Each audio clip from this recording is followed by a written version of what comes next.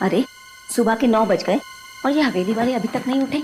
अरे इस वक्त तो रसोई घर में भी इतनी चहल पहल होती है। और छोटी बीबी जी और बड़ी बीबी जी कहाँ है सब लोग? बीबी जी, साहेब, बीबी जी। लगता है रात के कार्यक्रम की वजह से ज्यादा थकान हो गई, इसीलिए नहीं उठ पाए। चलो चंपा रानी, तुम्हें उठाना पड़ेगा जाकर, भले ही फिर डांट पड़ जाए। बीबी जी, साहेब, बीबी जी उठिए, 9 बज गए। बीबी जी, बीबी जी।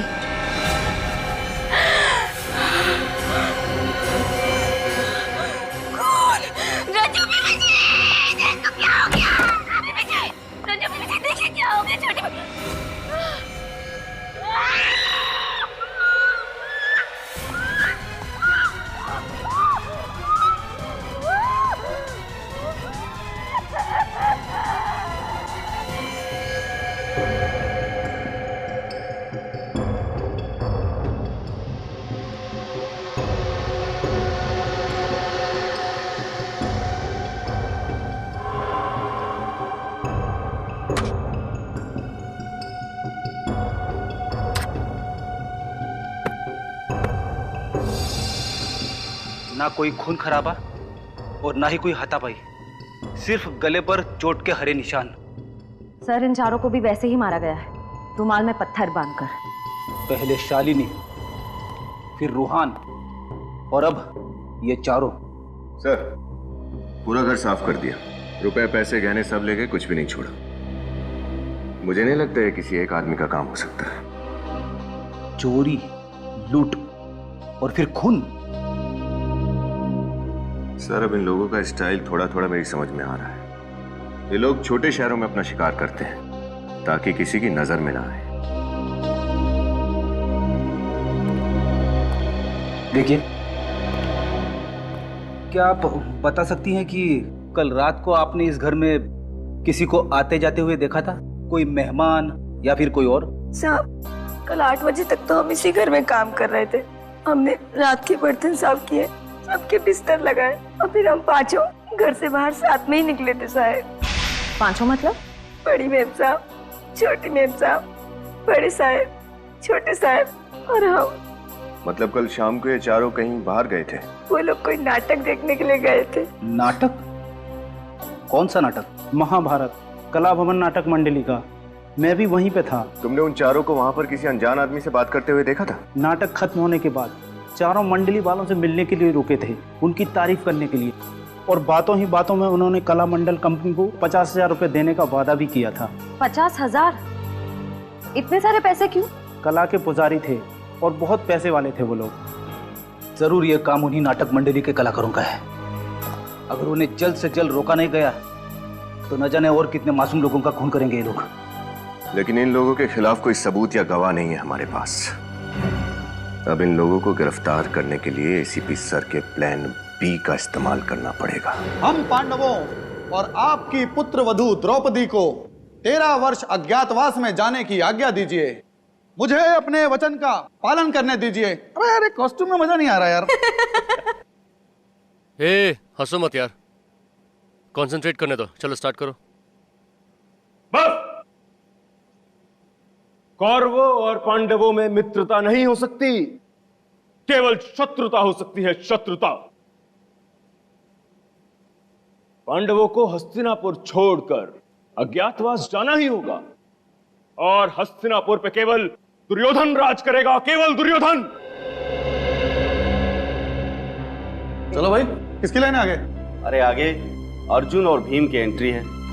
दिनेश तो अचानक गायब हो गया, बचा रूहान, वो ऐन वक्त पे छोड़ के चला गया। हमें और कलाकार चाहिए। और द्रौपदी? द्रौपदी के बिना तो कैसी महाभारत?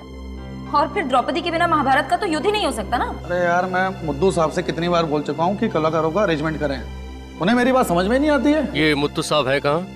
तुम्हारी बात सुन ली गई है संजीव। मैं अपने साथ ऐसे कलाकारों को लेकर आया हूँ जो कला भवन नाटक मंडली में हमारे साथ परमानेंट काम करने के लिए तैयार है। कहाँ है वो कलाकार?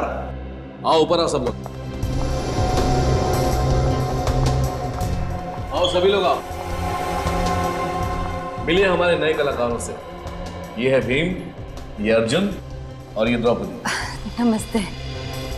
आप लोगों के साथ काम करने में बहुत आनंद आएगा। कला भवन में आपका स्वागत है। मैं केतन और आप? मैं तारिका। हमारा नाम नहीं पूछेंगे क्या? मैं अभी, और ये इनसे मिलिए, ये दया, बहुत दयालु हैं। हम सब नाट्य मंडली में काम कर रहे थे साथ में। मुद्दू साहब ने हमें आपके नाटक में रोल देने का वादा किया तो हम लोग मना नहीं कर सके। अच्छा, वो मुद्दू साहब से पैसों की बात हो गई आप लोगों की? हाँ, पैसों की बात हो गई है, आप चिंता मत कीजिए। अब तो बस आप हमारा काम देखिए।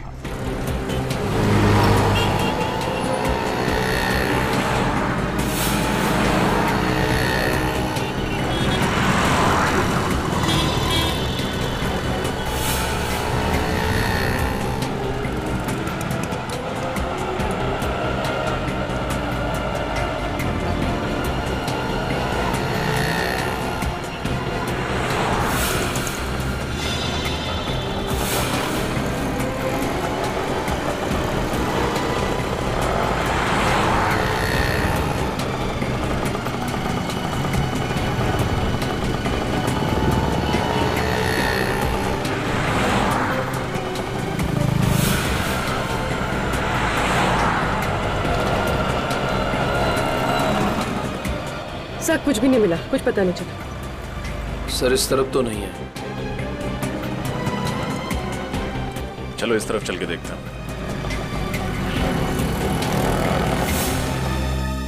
गहने जल्दी से तैयार करो। इस दुकान के मालिक कौन है? अंदर है साहब।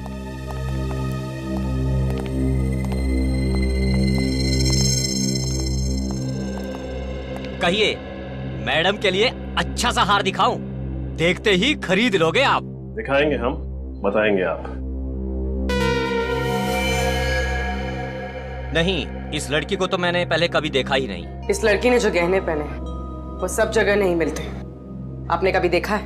एक मिनट, आप मुझसे ये सवाल क्यों पूछ रहे हैं? कौन हो आप लोग? जवाब मिला?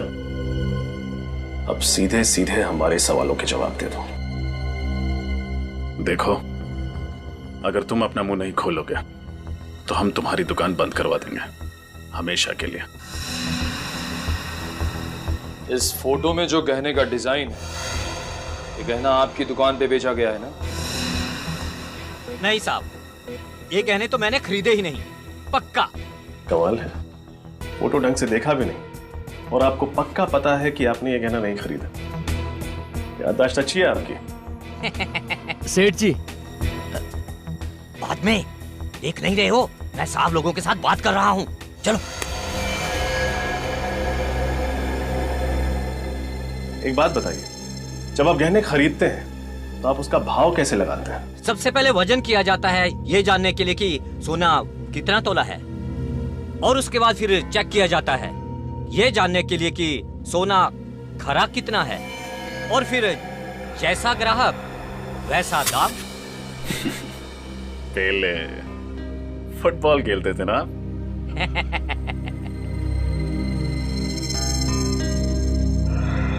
आपकी याददाश्त काफी अच्छी है, लेकिन हमारी नजर कमजोर नहीं।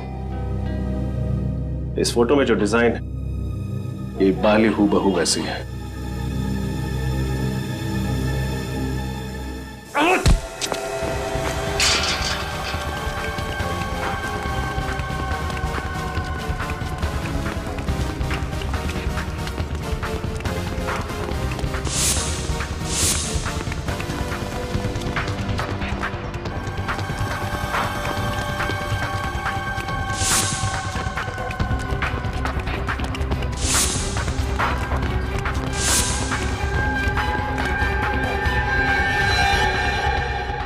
जल्दी कहाँ गायब हो गया?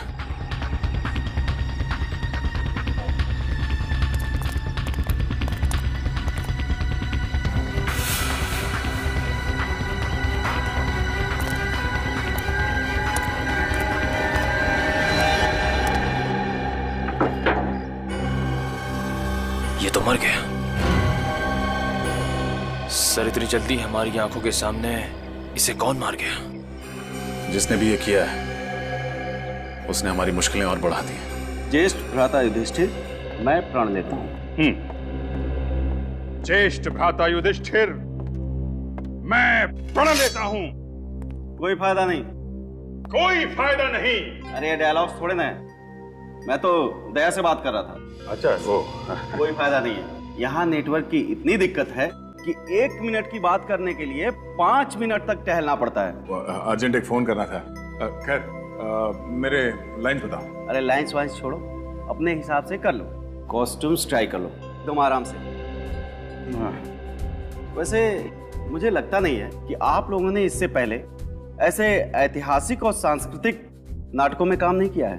हमने किया है, कई बार ऐसे किरदार निभाए हमने, तभी तो इनका निशाना अचूक अर्जुन जैसी और मेरी ताकत भीम जैसी। क्या है ना, अभी पहली बार आप लोगों के साथ काम कर रहे हैं ना, एक बार जान पहचान होगी तो फ्लो में आ जाएगा। वैसे आप लोग तो काफी समय से एक दूसरे को जानते होंगे, मतलब जम गई होगी आपस में, है ना? नहीं नहीं, ऐसा कुछ नहीं है। हमें एक दूसरे से कुछ लेना देना नहीं है। वो तो मुड्डू साहब है कि सबको जोड़ के रखते हैं। अच्छा, तो मतलब आप में से वो चोरी करने वाला और खून करने वाला ठग कौन है, वो तो आपको भी नहीं पता होगा। हमें पता होता तो सीआईडी को नहीं बता देते। जी हाँ, द्रौपदी की कॉस्ट्यूम तारिका को हो गई। कॉस्ट्यूम तो बिल्कुल फिट है, लेकिन ये विग आप देख लीजिए, थोड़ा विग में शायद थोड़ा कुछ प्रॉब्लम। इस कॉस्ट्यूम और विग की दुनिया से तो मेरी फोरेंसिक लैब और केमिकल से बेहतर है। क्या बात है, मैं मदद करूं कुछ? नहीं It's okay. अरे वाह भाई साहब वाह, आप तो सर्वगुण संपन्न मालूम पड़ते हैं। औरतों के बाल बनाना भी जानते हैं आप? पहले लेडीज ब्यूटी पार्लर में काम करते थे क्या? जी नहीं, मैं एक कलाकार हूं। कलाकार। हाँ भाई, सारी तैयारियां हो गई? हाँ जी। चलो चलकर स्टेज दिखाते हैं, साथ में ये ड्रेस और प्रॉपर्टी भी ले लो। जाकर देखते हैं स्टेज कितना बड़ा है छोटा है, बहुत जरूरी है। संजीव चल भाई। हाँ बिल्कुल, वरना कहीं शो के टाइम टेंशन ना हो जाए। उठा लो भाई, प्रॉपर्टी उठा लो। चलो चलो चलो। मैं यही रुकती हूँ। हाँ? क्यों? वो एक्चुअली मेरे डायलॉग्स ठीक से याद नहीं हुए, तो सोचा थोड़ी प्रैक्टिस कर लूँ यहाँ बैठ के। वो शाम को शो है और कुछ गड़बड़ हो गया तो पूरा शो खराब हो जाएगा, है ना? हाँ, अच्छा कह रही है। आप याद करो, हम लोग चलते हैं। चलो भाई, सब लोग लेके चलते हैं।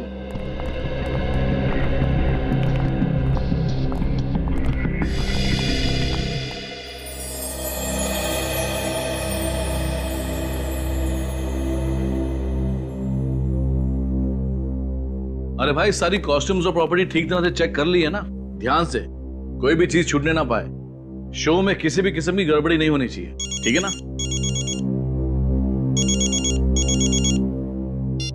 हेलो, जी, कला भवन नाटक कंपनी, बोलिए। अभिजीत,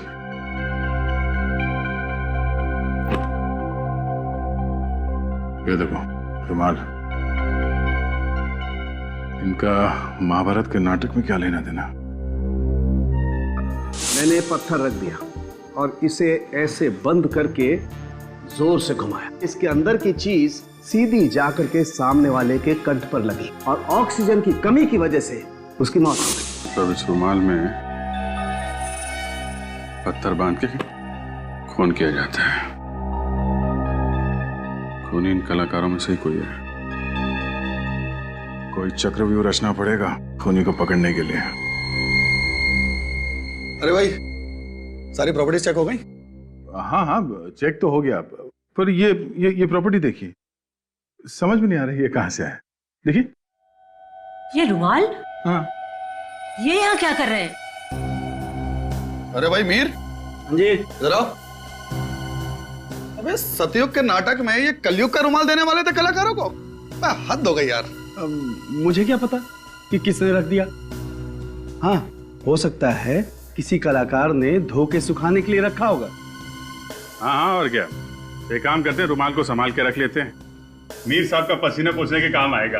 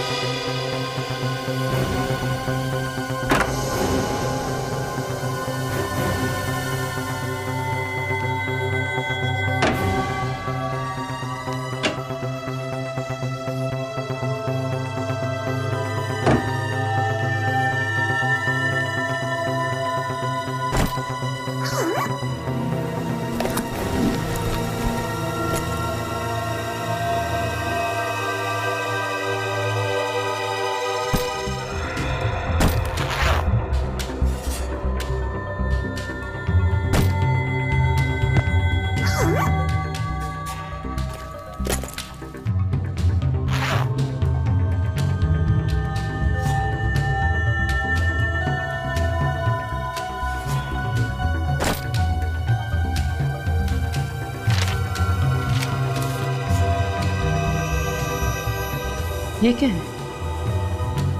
लॉज के बिल्स, आरके लॉज केशवर,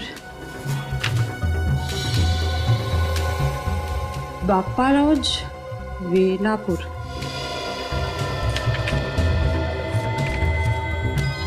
नीलम लॉज सीरकपुर। सीरकपुर? लेकिन ये तो नीलम लॉज नहीं है। ये बाकी दोनों शहरों में भी कला भवन नाटक मंडली वाले तो सरकारी लॉज में रुके थे। ये तो सिर्फ लॉज के बिल्स यहाँ क्या कर रहे हैं?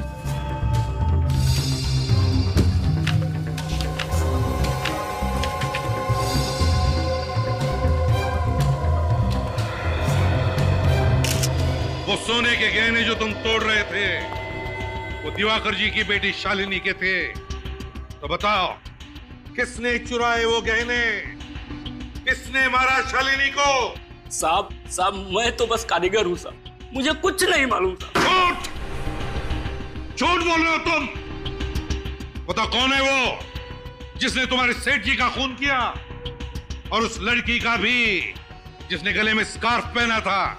नहीं साहब, मैं किसी भी खून के बारे में कुछ नहीं जानता हूँ साहब। और उस आदमी के बारे में क्या जानते हो जिसकी एक आंख पत्थर की है? साहब हमेशा एक पत्थर की आंख वाला आदमी लूट का माल बेचने दुकान पे आया करता था, मगर इस बार वो लड़की आई थी गहने बेचने साहब। तो लड़की ने गहने बेचे या नहीं? हाँ साहब बेचे ना। सेठ जी से पैसे लेकर वो जल्दी में निकल गई, और थोड़ी देर बाद वो पत्थर की आंख वाला आदमी आया। सेठ जी ने जैसे ही उसे बताया कि वो लड़की पैसे लेके गई है, वो आदमी आग बबूला हो गया साहब। धोखा सचिन, एक दूसरे को धोखा दे रहे थे। पहले रूहान ने अपने साथियों को धोखा दिया, और अब उस लड़की ने रूहान को। वो लड़की जब मुंबई आती थी तो कहाँ रुकती थी, तुम्हें पता है? वो तो नहीं पता, हाँ लेकिन वो जब भी सेठ जी की दुकान पे आती थी तो ऑटो वाले को 15 रुपए देती थी। छुट्टा तो उसके पास कभी होता ही नहीं था, हमेशा मुझसे ही लेकर देती थी। 15 रुपये? ऑटो रिक्शा का भाड़ा 15 रुपये होता था? इसका मतलब है ये लड़की जरूर कहीं वहीं आसपास किसी लॉज में रहती थी इस दुकान से। सचिन पता लगा। क्या मतलब है इस बात का, मुझे बताओ कि तुम लोगों को पैसे नहीं मिलेंगे तो तुम शो नहीं करोगे? मैं सिर्फ पैसों के लिए काम कर रही हूँ, कोई समाज सेवा नहीं कर रही हूँ। सबको पैसे मिल जाएंगे, तुम्हें भी पैसे मिल जाएंगे। लेकिन मुथु साहब आप पैसे लाएंगे कहाँ से? उसकी कोशिश मैं कर रहा हूँ। संजीव समझाओ इनको, मैं इन सबको। देखो मुझे इनके बैग में से लॉज के बिल्स मिले, ये देखो। इसका मतलब कोई है जो कला भवन नाटक मंडली का पीछा कर रहा है। जिस शहर में ये मंडली गई उसी शहर में उसी तारीख को ये अनजान लोग लॉजेस में जाके ठहरे थे। लेकिन ये बिल्स यहाँ पे आए कैसे? लॉज में जाके पता करना पड़ेगा कौन है ये लोग और इनका मकसद क्या है। एक मिनट। Hello hello. तो होंगे कहीं का। मुझसे बोला यहाँ पे नेटवर्क नहीं मिलता, खुद फोन पे बात कर रहा। देखो दया, कौन सा नेटवर्क है इसका?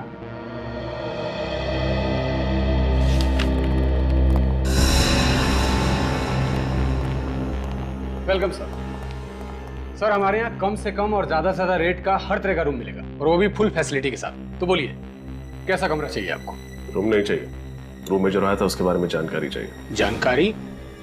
क्यों? सीआईडी?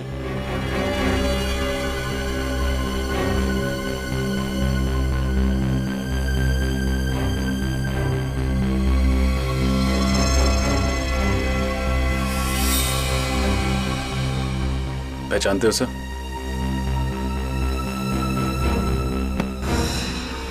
नहीं साहब, मैंने इसको कभी नहीं देखा। सर बेलापुर से जो कागज के टुकड़ों के सैंपल हमें भेजे गए थे उस पे भी ऐसी डिजाइन थी। और सर गहनों की लूटपाट के बाद उस लड़की ने बेलापुर से ही बस पकड़ी थी मुंबई आने के लिए।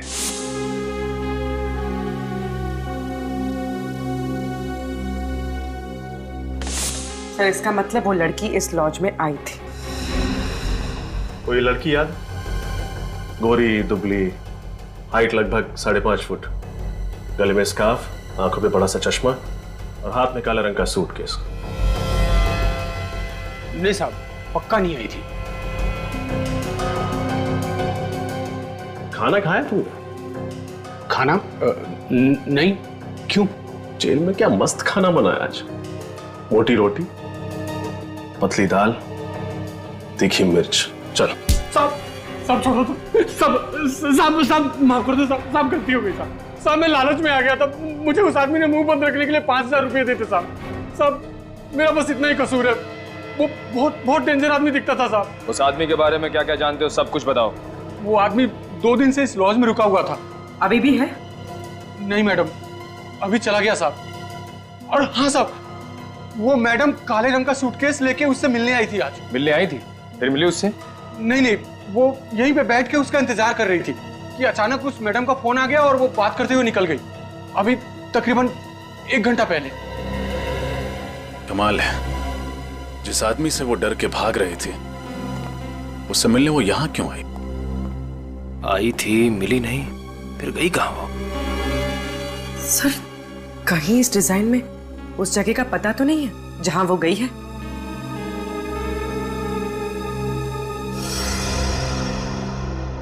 SVR रोड, भूरा चौक।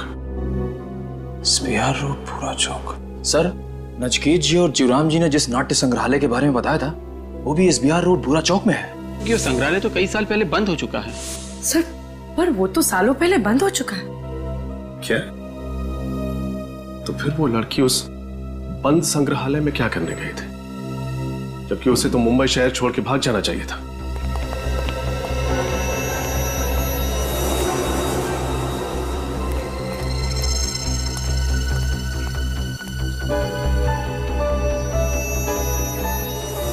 बोलो। मीर साहब, इस तरह काम बिगड़ जाएगा। हमने काफी अरसों से आपके साथ काम किया है। ये कौन लोग हैं? ये मीर सीरकपुर में अपने नाटक मंडली के अलावा किसी और को भी जानता है क्या?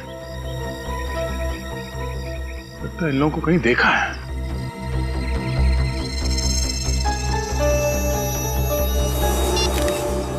तुम लोगों को यहाँ नहीं आना चाहिए था। हमें हमारा हिस्सा चाहिए। हिस्सा मिल जाएगा, पहले ये काम कर दो, उसके बाद चलो जाओ यहाँ से। लगता है ये वही लोग हैं जो अलग अलग लॉज में नाटक मंडली के नाम से रुकते हैं और जगह जगह जाकर लूटपाट करते हैं।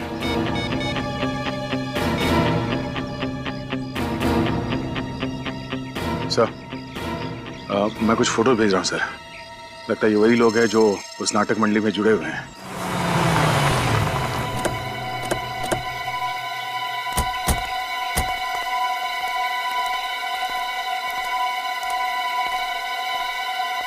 दरवाजा तो खुला पड़ा है।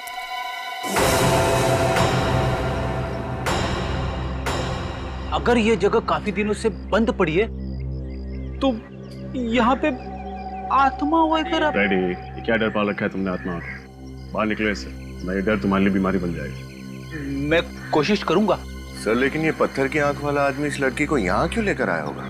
शायद यहाँ पे पैसों का बंटवारा करने आए होंगे। चलो अंदर चल के देखते हैं।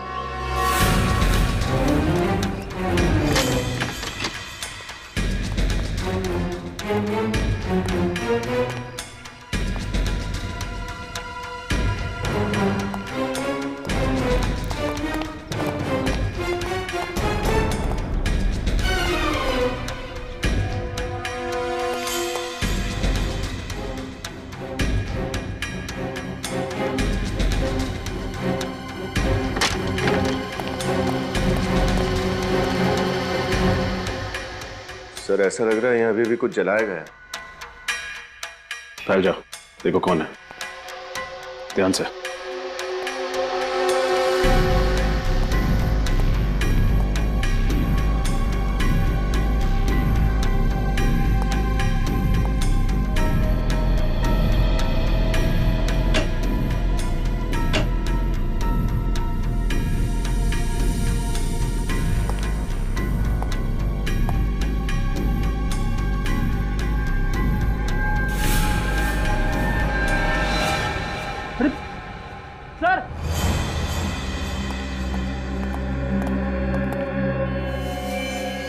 वही लड़की है जिसे हम ढूंढ रहे थे। श्रेया,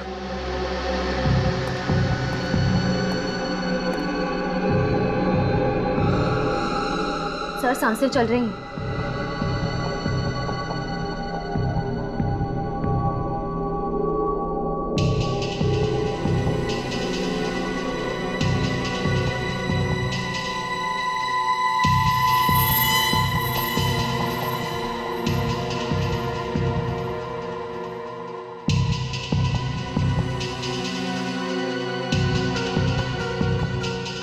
आराम से, आराम से।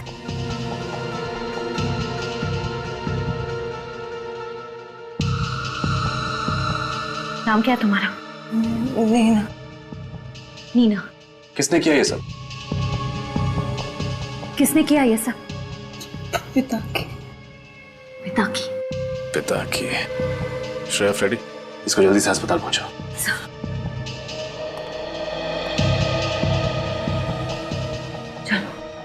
संभल के।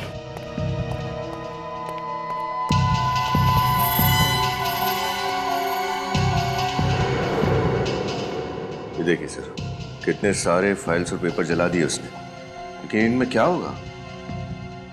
कुछ तो है जो पिता की जलाकर खत्म करना चाहता था। देखते हैं।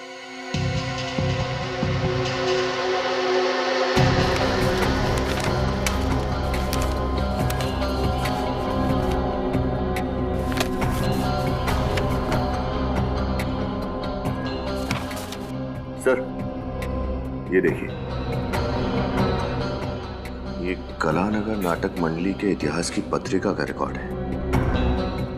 सर इस रजिस्टर के हिसाब से आखिरी बार 1995 में इसी ग्रुप का कोई सदस्य पत्रिका को लेकर गया था। इसका ये नाम और साइन जल गया है, लेकिन एड्रेस पूरी तरह नहीं जला।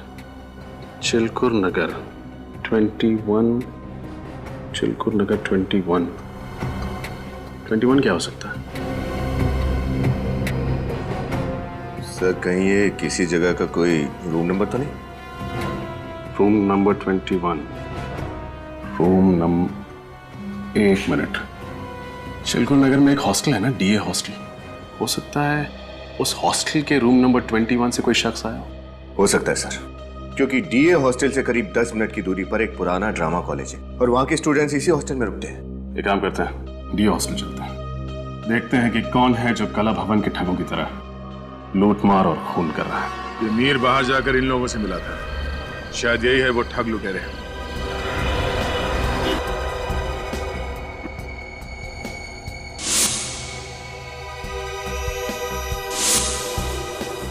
अच्छा, तो ये ठग लुटेरे नाटक मंडली के साथ साथ घूम रहे हैं।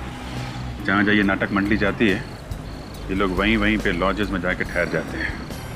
कहीं रिश्तेदार बन के और कहीं गवाह बन के अपना काम कर रहे हैं। वो बिल्स कौन जमा कर रहा है उसके बारे में अभी तक कुछ पता नहीं लगा। समीर पे ही नजर रखते हैं, सब पता चल जाएगा।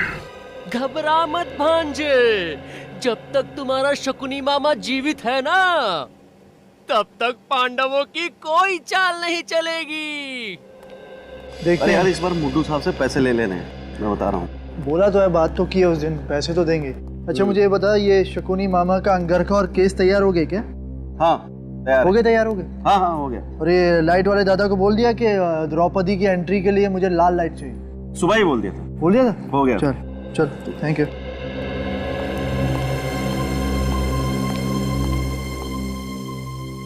ये मेरे अहंकार का नहीं, आत्मसम्मान का प्रश्न है। वो कितनी कॉम्प्लिकेटेड लाइन्स कैसे बोल लेते हैं, देखो कैसे याद रखते हैं। ये फोरेंसिक में ठीक है बॉस। नहीं यार मैं सिखाऊंगा ना, सिखाऊंगा, कुछ नहीं हो सकता। अरे नहीं कोशिश करता हूँ ना यार, हो जाएगा हो जाएगा। आज मैं ये प्रण ठानती हूँ कि मैं ये केस जब तक उस दुष्ट दुशासन के रक्त से नहीं रंगे जाएंगे, ये केस मैं हमेशा ऐसे खुले ही रखूंगी। वाह वाह, क्या बात है, क्या एक्टिंग करती हैं। हाँ? ये काम कीजिएगा, जब ये केश वाली लाइन बोली ना आपने, तो बालों को थोड़ा सा ऐसे करके झटक दीजिएगा, बहुत मस्त लगेंगे। वैसे एक बात बोलूं, आप पूरी बहुत मस्त दिखती हो। दुर्योधन, क्या नाम है तुम्हारा? केतन। तारिका जी के बाएं कंधे में चोट लगी है, इसलिए वो ऐसे बाल नहीं कर सकती। इसलिए बेहतर होगा कि तुम नीचे जाओ और रिहर्सल करो।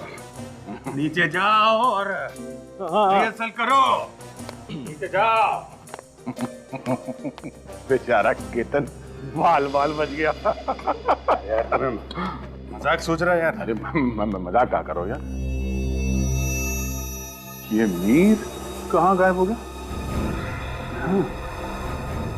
तो यहीं पे फोन पे बातें कर रहा था, ये गया कहाँ? सॉरी सर, सॉरी, आपको इंतजार करना पड़ा। बताइए क्या काम था? क्या साल 1995-96 में आप इस हॉस्टल में काम कर रही थी? नो सर, मैं तो सिर्फ पिछले 2 सालों से यहाँ काम करती हूँ। कोई और है इस हॉस्टल में जो उस समय से काम कर रहा हो? जी हाँ, पार्थ जी। सर वो 1995 से इस हॉस्टल के फैकल्टी मेंबर हैं। बुलाऊं उन्हें? प्लीज।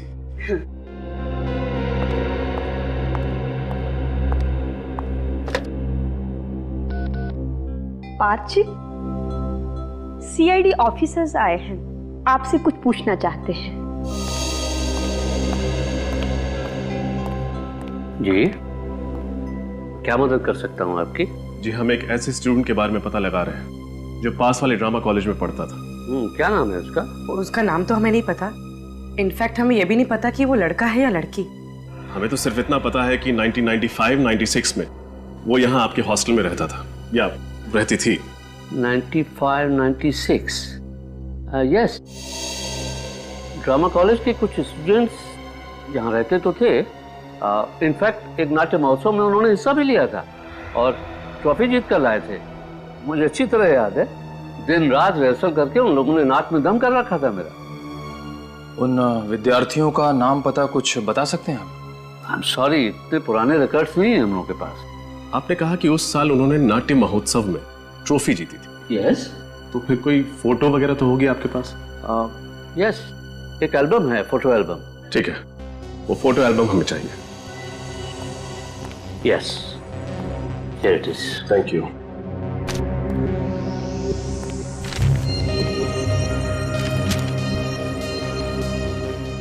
ओह, तो ये है।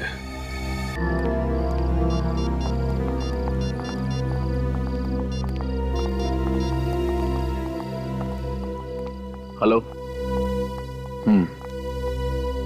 क्या तुम्हें 50,000 रुपए बतौर कमीशन चाहिए? दिमाग खराब हो गया तुम्हारा। कहां से लाऊं मैं इतने पैसे? मेरे कलाकार मुफ्त में काम नहीं करेंगे, बिल्कुल नहीं करेंगे। नहीं करना मुझे तुम्हारा शो, नहीं करना। जाओ। पता नहीं कहां से आ जाते। नमस्कार जी। नमस्ते। आप ही कला भवन नाटक मंडली के मैनेजर हैं? जी हाँ, मैं ही मैनेजर हूँ। बताइए। बहुत ही अच्छा अभिनय करते हैं आपके कलाकार। जी शुक्रिया, वो तो है। मैनेजर साहब, ये कुछ रुपए लीजिए, हमें आपका एक शो करवाना है। जी हाँ, हम लोग जरूर शो करेंगे। बस आप डेट और टाइम बता दीजिए, हम जरूर शो करेंगे। देखिए, टाइम और डेट हम आपको बहुत जल्द बता देंगे। अच्छा, नमस्कार। जी नमस्कार।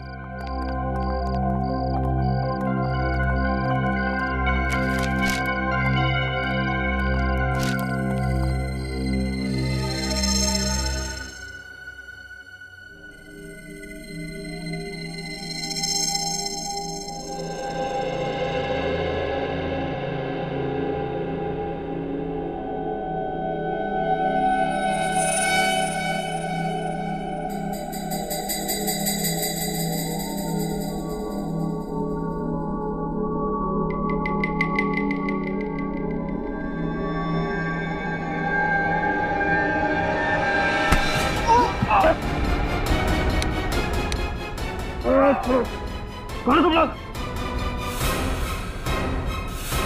सीआईडी। सीआईडी? पत्थर से झटका देकर लोगों को मारते हो ना तुम लोग, अब हमारा झटका देखना। हम पर भरोसा करने के लिए बहुत बहुत शुक्रिया। अगर आज आप लोग हिम्मत नहीं दिखाते तो हम लोग इन ठगों को कभी भी रंगे हाथों नहीं पकड़ सकते थे। अच्छा, तो तुम लोग की चाल थी हमें पकड़ने के लिए? हाँ, हमें पहले ही पता चल चुका था कि तुम लोग 1890 के नाट्य कलाकारों की एक कला का सहारा लेकर ये घिनौना काम करते हो, लोगों को लूटते हो, उनका खून करते हो। तो बताओ, कहाँ है तुम्हारे बाकी के साथी और कौन है तुम्हारा बॉस जिसे इतिहास दोहराने का बहुत बड़ा शौक है? हमें नहीं पता आप किसकी बात कर रहे हैं। मीर और पिता की तुम्हारे साथी है ना? बोल। हाँ, मीर और पिता की दोनों साथ में ही हैं, मगर क्या?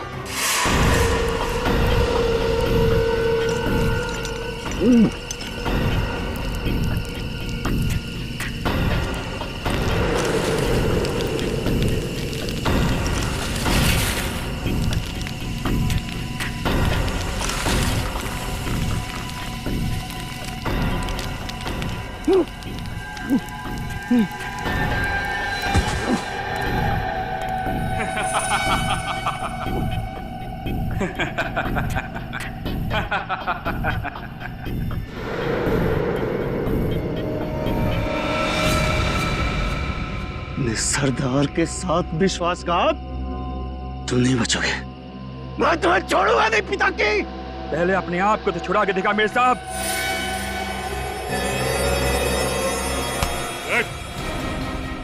मीर साहब के वर्तमान की चिंता छोड़ और अपने भविष्य की चिंता कर तू, जो जेल की सलाखों के पीछे कटने वाला है। जा। मीर साहब, तुम्हारा नाटक खत्म, अब हमारे नाटक से पर्दा खुलेगा। भयंकर भयानक अपराध हुआ था युधिष्ठिर से। अपनी अर्धांगिनी को शयन कक्ष से चौपाट तक लेकर आया था वो। पश्चाताप का आभास तो हो रहा था, परंतु क्या द्रौपदी उन्हें क्षमा करेगी?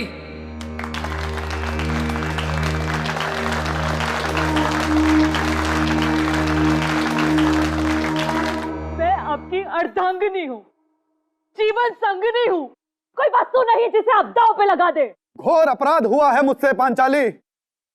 विवश हो गया था मैं उस पल, उस क्षण को मैं स्मृति से ओझल करना चाहता हूं।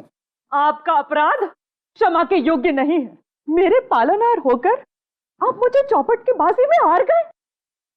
यदि आप अपने अपराध को स्मृति से ओझल करने का उद्देश्य रखते हैं तो उस दुष्ट दुशासन के प्राण मुझे लाभ कर दीजिए।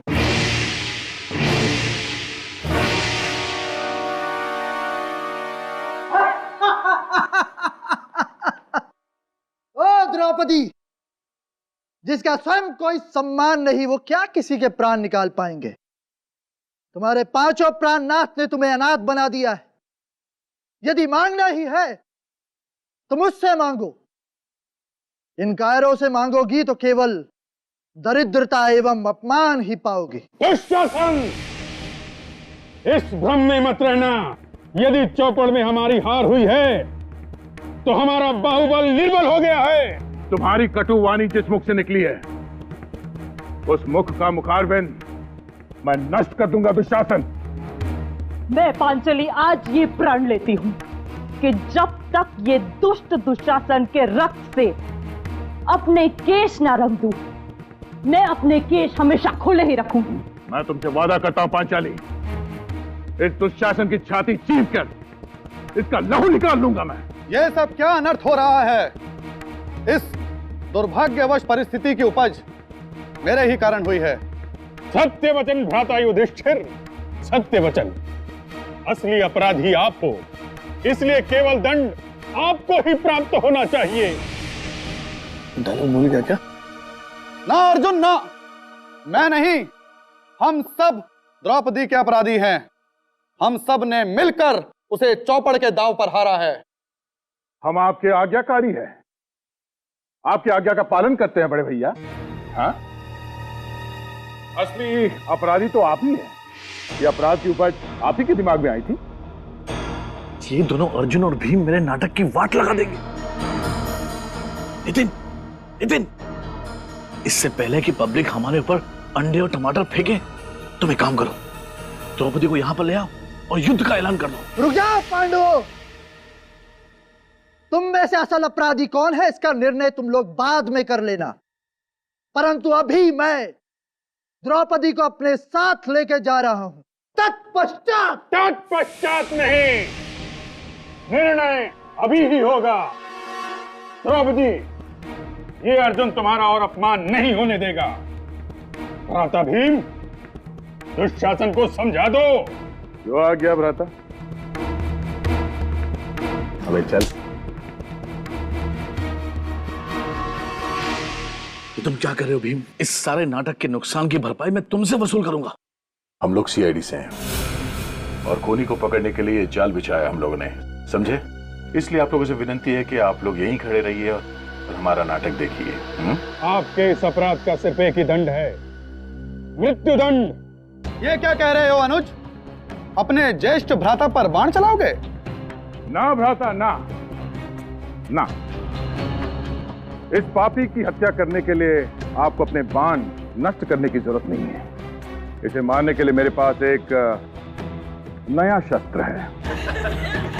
ये शस्त्र आज से हजारों साल पश्चात कलयुग में उपयोग किया जाएगा, जिसकी शुरुआत साल 1890 में होगी और तत्पश्चात 2013 में संजीव नाम का एक अपराधी मनुष्य वध के लिए इस शस्त्र का उपयोग करेगा। ये क्या बोल रहे हो? मैं निर्दोष हूं, मैंने कोई खून वून नहीं किया। झूठ मत बोलिए भ्राता श्री, हमारे पास केवल साक्ष्य ही नहीं, साक्षी भी हैं। मतलब सबूत ही नहीं, गवाह भी हैं। गवाह पेश किए जाएं। तो कौन हो तुम लोग?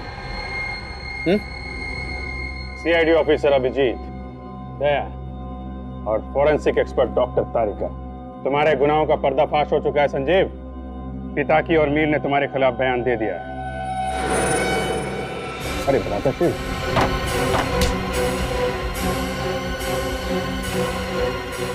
रणभूमि छोड़ के कहां भाग रहे हो ज्येष्ठ भ्राता?